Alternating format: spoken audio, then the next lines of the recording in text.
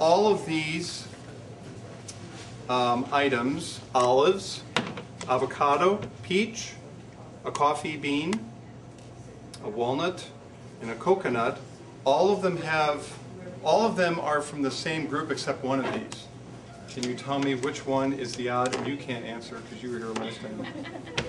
Which one of these does not belong in this group? This is the only nut. All of these are fruits. Coffee is a fruit. It's the seed of the fruit. This is a fruit. These two fruits are, if you take off the pulp, the peach, the part we eat, you'll find a pit inside. That's what this is. This is a pit, basically. Biologically speaking, same with the avocado, the seed in the center.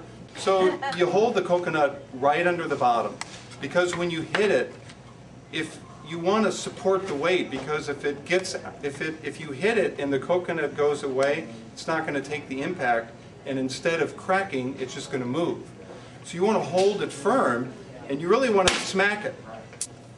So you can see, I don't know if you can see this, but a crack is already starting kind of around the equator of the coconut. See how easy that was? You don't have to take a saw or a jackhammer. You just smack it right in the center. I'm going to open this one next and see what we find in this one. See how that cracked right around the perimeter? Easy. Couldn't be easier. We captured the water. You always want to do this over a bowl because you want to drink the water. It's called water, by the way. It's not coconut milk.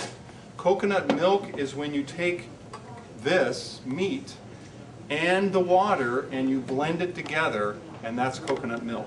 So when you're breaking this into little pieces, what you need to do in order to get the copra or the meat out, you just want to tap it kind of along the direction of the curve, and it will just break into little pieces.